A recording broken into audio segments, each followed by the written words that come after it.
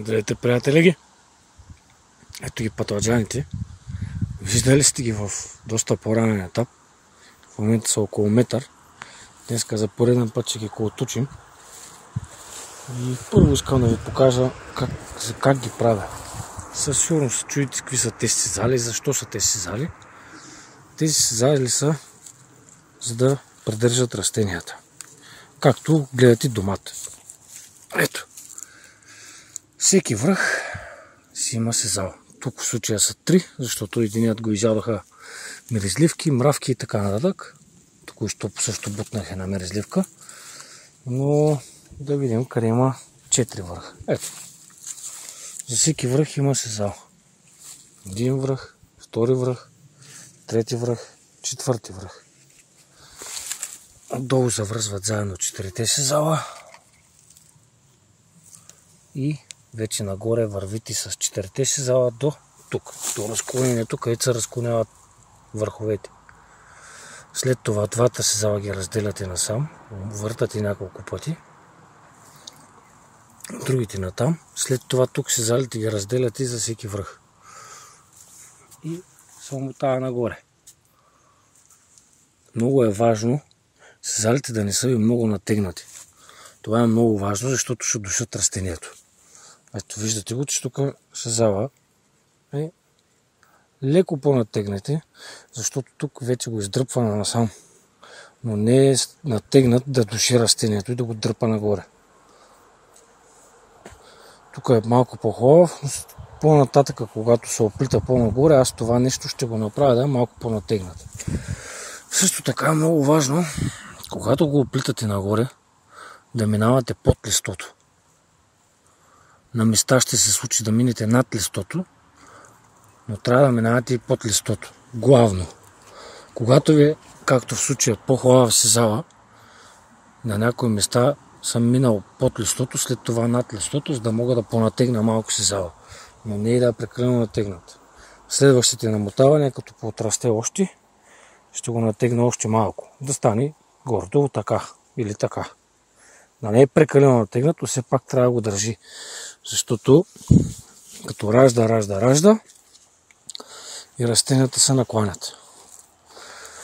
Да ви покажа какъв пример искам, за какво накланяне говоря. Ето. Тук, понеже позакъснях с вързването, като цяло на всичките съм закъснях с вързването. Ето вижте го ефекта. Видите ли го как е клюнал? И това са малки плодове още. И връха просто е клюнал. Ако го няма сезала, този връх пада и се чупи. Просто се чупи. Няколко такива вече махнах, защото просто не ми стига времето. Ето тук е едно наклонено растение. Виждате ли го как е? Трябва да стои така. А то е така. И почва да се адаптира растението, почва да расте така на една страна, за да превъзмогне това нещо. И този плод, като се роди тук, като стане на плод, този връх ще рече така. И в един момент, като му натежи на лега на плода, той просто ще се счупи.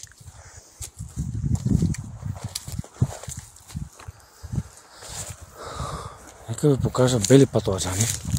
Много от вас не са виждали, които са. Пак нека да видят пак. Тези съм ги оставил за семена. Зато и са толкова големи, защото ми е много трудно да намеря качествен сорт български за семена. Да засадя, да отглеждам бял патладжан, защото хората го харесват. Ето още един пример. Като натежи плода, какво се случва с растението. Ето. Виждате ли го как е? Трябва да е така. Това растение. А то е клюнало е така. И е вързано. А това е изгниване на плода.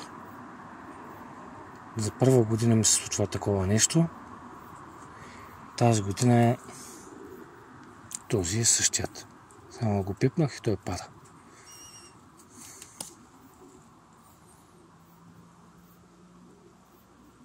Изгнил е. Не е от липса на хранителни вещества, защото ги има. Защото съм ги дал и микроорганизми, и бактерии и така нататък. А ето това, за да не се чудите какво е, вижте листото. Виждате ли го? Вижте растението. Вижте това до него, какъв цвят има, и вижте това. Ето ги. Това е заради гадните мерезливки. Тази година са ми съсипали нервите просто. Такова нашествие от мерезливки. Аз 3 години гледам патлачан в България, 3 в чужбина. Такова нещо аз лично не съм виждал и не съм само аз. Много хора се оплакват от тези мерезливки. Тази година са отвратителни. Каквото и да правя, каквото и да струвам, няма тръвка от тях. Гад, мръсна са. Някои им викат смърдешки, някои им викат мерезливки, някои им викат вонищици. Все за едно и също говорим. Ето ви го пак, пример. Виждате ли върха? Това нещо трябва да бъде така. А то е така. Ето за това е важно растенията да са вързани. Зависи какви резултати гоните. Аз гоня около 2 метра. Живот и здраве. Нали сещате, ако сега на 1 метър така се накланя този върх, как ще издържи точно до 2 метра? Няма как да стане. Затова това е конструкциите. Ето ги конструкциите. И се превързва всяко едно растение с по 4 сезала. Тоест 500 растения по 4 сезала за 2000 сезала. Грубо. И така.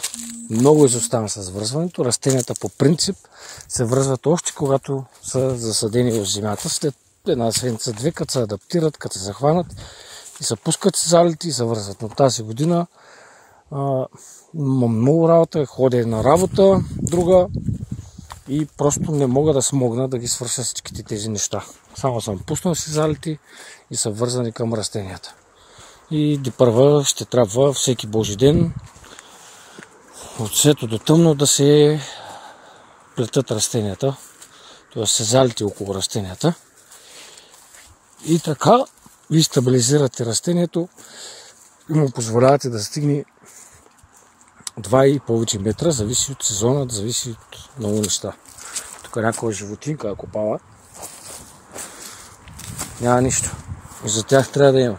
Не може само за нас. Ами, благодаря ви, че ме гледате. Знам, че много рядко качвам клипове, но гледам да наблягам на работата. Справям се сам с приемане на заявки, с обработки на градини, с правене на видеа, с качване. Не мога да ги обработвам, да ви ги едитвам. Качвам ви това, което е, както се случва. Както го виждате, това е. Не ги съкръщавам, не ги режа, не ги обработвам с програми. Това, което виждате, е това. Ако някой може да ми съдейства, да ми помогне с обработка на видеа, искам от няколко видеа да направя едно цяло, в което обяснявам много неща, не само едно. Да няма такива моменти, като сега аз обикалям и гледам някакви неща и ви говоря. И така.